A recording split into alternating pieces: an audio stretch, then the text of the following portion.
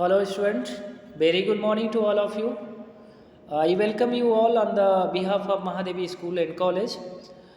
Student, today we will study about the fourth chapter. The name of the chapter is A Thing of Beauty. So let's see the book and let's see the screen. First of all, we should know the brief introduction about the poet as well as the background of this particular chapter, A Thing of Beauty. As we know that student John Keats, who was born in London in 1795, and his parents were died when he was only 15 years old. So we can say that the situation was very tough for John Keats because his parents were died at the earlier time. At that time, John Keats was only 15 years old. So we can consider that the situation was very tough to John Keats. But in his career, years at 18 to 17 to 1820, I think that the year 1817 to 1820, the very good achievement by John Keats in the field of poetry. So he had performed very good in the poetry arena, and first of all, we should little bit focus on the thing of beauty. Thing of beauty. A thing of beauty has been extracted from his larger poem Endymion. Endymion is a larger poem by John Keats, and A Thing of Beauty is a piece of from that kind of poem, and so we can say that it has been taken from there. And Endymion is a young shepherd in that particular poem. So here the poet focuses on the beauty of the nature. So we should focus on stanza. So student, let's see the screen. A thing of beauty is a joy forever. Its loveliness increases. It will never pass into nothing, but will keep a bower quiet for us and asleep full of sweet dreams and health and quiet breathing. Student, in this particular stanza, the poet says that the beauty stays forever. It never fades away. Rather, it increases with the passing time. The perception of the poet regarding beauty is that it never goes off with the passing time. Rather, it beautifies more and more. For the poet, beauty is the beautiful, shady tree under whose shade all the creatures can sleep peacefully and enjoy a good health. According to the poet, यहाँ पे poet बताना चाहता है student कि कोई भी एक सुंदर सी वो वस्तु होती है, कोई भी एक सुंदर सी जो चीज़ होती है, वो हमेशा हमेशा के लिए हमको खुशियाँ प्रदान करती है, और ये जो है कि कभी ना ख़त्म होने वाली एक ऐसी चीज़ होती है। कहने का मतलब कोई भी खूबसूरत सी जो चीज़ें होती हैं, कोई भी नायाब सी जो चीज़ें होती हैं, जिसका जो है कि क्षय नहीं हो सकता है, जो कभी कम नहीं हो सकती है। ये पोएट के परसेप्शन की बात है, ये पोएट फील किया है और पोएट इस स्टांजा के माध्यम से हमको बताना चाहता है, और ये भी बताना चाहता है कि ये डे बाय डे इंक्रीज करती है। कहने का मतलब इसमें दिन प्रतिदिन वृद्धि होती है, इसमें किसी भी प्रकार का कोई डिक्रीमेंट नहीं होता है।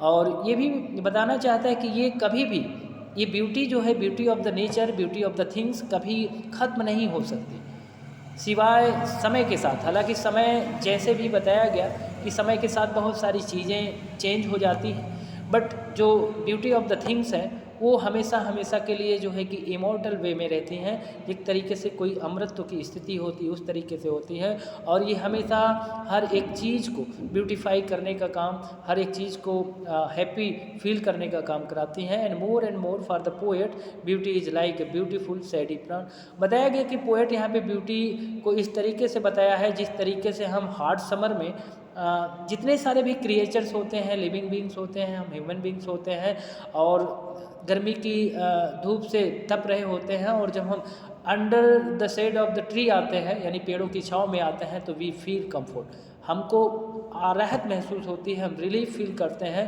और ठीक उसी तरीके से पोएट भी यहाँ पे बताना चाहता है कि ब्यूटी भी इस कदर है कि जो हमेशा हमको जो है कि हमारी सैडनेस से, हमारी ग्लूमी कंडीशन से हमको हैप्पी करने का काम करती है, हमको खुशहाल, हमको खुशियाँ प्रदान करने का काम करती हैं। So let's see the next stanza student here. Therefore on every morrow are we wreathing a flowery band to bind us to the earth.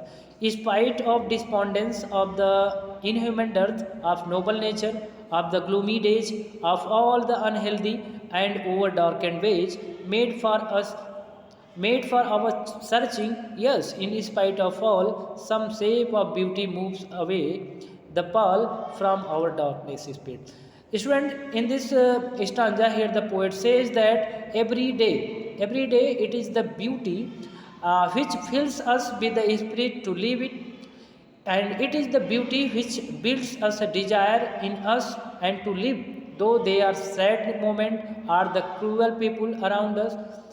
According to this stanza, poet यहाँ पे कहना चाहता है कि ये जो ऐसी सुंदरता है, ये जो नेचर ऑफ द ब्यूटी है, यानी प्रकृति की जो सौंदर्यता है, हमको पूरी तरीके से हमारे हृदय में इस तरीके से हमको जो है कि फिल करती है, हमारे हृदय में इस तरीके से भरी हुई होती है कि with the spirit to live, कि हमारा जो अंतरात्मा है, हमारी जो सोल है, वो अपने आप में पूरी तरीके से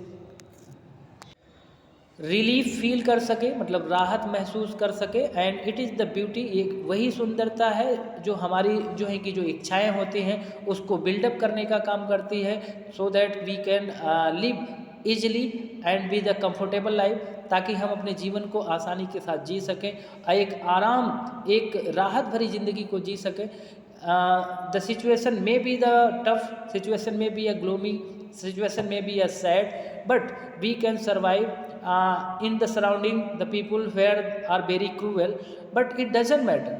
When we attach to the beauteous things, we feel very happy according to the point of vision. ये कहीं ना कहीं जो है कि पोएटिक विजन के हिसाब से, यानी पोएट के अपने दृष्टिकोण के हिसाब से ये बातें जो है कि पोएट बताना चाहता है कि अगर हम किसी भी ब्यूटीज थिंग से अटैच हैं और कोई भी खूबसूरत सी वो नायब सी जो चीज़ें हैं जो हमसे रिलेटेड हैं, हमसे संबंध रखती हैं, हमारे टच में होती हैं, तो उससे हम अपने आप को सेटिस्फैक्शन, अपने आप को हैप्पीनेस फील करते हैं।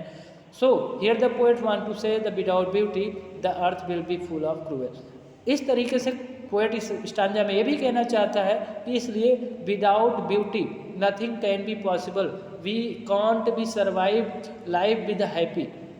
कहने का मकसद ये है कि इस अर्थ पर, इस पृथ्वी पर जो है कि बगैर सौंदर्यता के, बगैर ब्यूटी के कोई भी ऐसी चीज़ नहीं है कि जो एक हैप्पीनेस लाइफ को जो है कि प्रोसीड कर पाए, एक जो है कि प्रसन्नतापूर्ण जीवन को आगे लीड कर पाए। ये पोएट इस बात को इस पोएम में बताना चाहते हैं इस लाइन के माध्यम से। And the next is it is the beauty which is created by God, और ये वो ब्यूटी है जो कि डिवाइन गॉड, जो हेवनली गॉड के द्वारा जो है कि इसको क्रिएट किया गया है, which help us to remove the sadness from our heart, जो कहीं ना कहीं जो है कि हमारी अंतरात्मा में, हमारी जो है कि हार्ट में जो हमारी जो है कि प्रॉब्लम्स हैं, प्रॉब्लम बीन्स जो ग्लोमिनेस सिचुएशन है, सैडनेस ऑफ द हार्ट है, इसको पूरी तरीके से रिमूव करने का काम करे। Sometime we feel a very burden when we feel like this, when we as we know that student कि sometime we feel very sadness, sometime we feel very burden in our heart, so that the situation is very miserable for us. So according to the beauteous of the things, according to the beauty nature of the thing, so we can feel very happy, and it is only possible by the beauteous things and beautiful commodities of the world, commodities in the earth which is exists in the nature. Okay student, let's see the next paragraph. Such the sun, the moon, trees old and young, sprouting a shady boon for simple sheep, and such are daffodils with the green world they live in, and clear rills that for themselves a cooling covert make, giants a hot season, a mid-forest break. In this particular stanza here, the poet says that the beautiful things which are present on earth, ये poet इस stanza में बताना चाहता है कि जितनी भी सारी चीज़ें इस अर्थ पे एग्जिस्ट करती हैं, जितनी भी खूबसूरत सी ब्यूटीफुल थिंग्स एग्जिस्ट करती हैं इस अर्थ पे, ये सारी की सारी जो है कि हम ह्यूमन बीइंग को, हम क्रिएचर को जो है कि हैप्पीनेस प्रोवाइड करने का काम करती हैं। That may be the sun, that may be the moon, that may be the trees, flowers, and different kind of the natural and unnatural resources. Okay, like that the daffodils, like that the rivers. इस stanza में poet बताना चाहता है कि जितने भी हमारी अर्थ में एग्जिस्ट करने वाली वो चीज़ें हैं, चाहे वो सेलेस्टियल बॉडीज ही क्यों ना हो, चाहे वो कोई प्लांट्स या क्रिएचर्स या different kinds of non living things ही क्यों ना हो, like that the sea, like that the rivers और लेक्स, या different kinds of water resources that makes us happy, वो सब कुछ हमको हैप्पी करने का काम करते हैं. The poet say that the all the things are like a blessing bestowed on all the creature of earth. ये सारी की सारी चीज़ें जो हैं कि जो अर्थ पे अवेलेबल है, जो अर्थ पे एग्जिस्ट करती हैं, वो हर एक क्रिएचर को पूरी तरीके से अपना ब्लेसिंग देती हैं, अपना जो है कि अपनी साइड से उनको बून प्रोवाइड करती हैं. According to this stanza here the poet further says that the trees provide us with their shade, yet trees provide their beauty by the help of the shade, flowers and with the beauty, and rivers with the coolness during the hot summer. According to the poet, यहाँ पे poet के अनुसार ये बताना चाहता है कि ये जितनी भी जो है कि नेचुरल सोर्सेज एग्जिस्ट करती हैं अर्थ पे, चाहे वो ट्री हो, चाहे वो नदियाँ हों, चाहे वो कोई भी ऐसी जो चीज़ें हैं जो नेचर में एग्जिस्ट करती हैं, वो सारे क्रिएचर को, सारे ह्यूमन बीइंग को कहीं ना कहीं हैप्पी फील कराती हैं, कहीं ना कहीं हैप्पीनेस प्रोवाइड करती हैं. जैसे कि जो रिवर्स होती हैं, the scorching season, in the hot season they provide the coolness and the the shadow of the plant that provides us the much comfort during the hot season. जिस तरीके से जो वृक्षों की जो छाया होती है, प्लांट्स की जो छाया होती है, शैडो होती है, हमको गर्मी के दिनों में बहुत ही ज़्यादा राहत प्रदान करती है, उसी तरीके से नदियों का जो जल होता है गर्मियों के दिनों में हमको ठंडक प्रदान करता है. And all of these are the beauties of the nature which are like a boon for us, or like a blessing for us. In the last stanza, the poet says that the different things and all these things are the beauty of the nature. ये जितनी विभिन्न प्रकार की चीज़ें हैं या जितनी सारी चीज़ें हैं पृथ्वी के अंदर इस नेचर पे, वो सारी की सारी हमारे लिए एक तरीके से बून के तौर पे है, एक ब्लेसिंग के तौर पे है, जो ऑलवेज क्या करती हैं, ऑलवेज प्रोवाइड अस अ हैप्पीनेस, जो हमको हमेशा हमेशा के लिए खुशियाँ प्रदान करती हैं. Okay, so let's see the last stanza. We have imagined for the mighty dead all lovely tales that we have heard or read, an endless fountain of mountain drink pouring unto us from the heaven spring, grandeur, high rank and socially important. देखिएगा student, this is the meaning of this particular stanza. In this stanza here the poet says that on the description of the more beautiful things that present on the earth, such as the beautiful musk roses which have such a nice fragrance, and then he describes the tales of the mighty warriors and who laid their lives for their countries, for the humanity. He says these beautiful things are the gifts from God for all of us, and they are like a nectar given by the God to us, and these are those beauties which are immortal and give us a reason to live on this earth despite having so many sorrows in our life.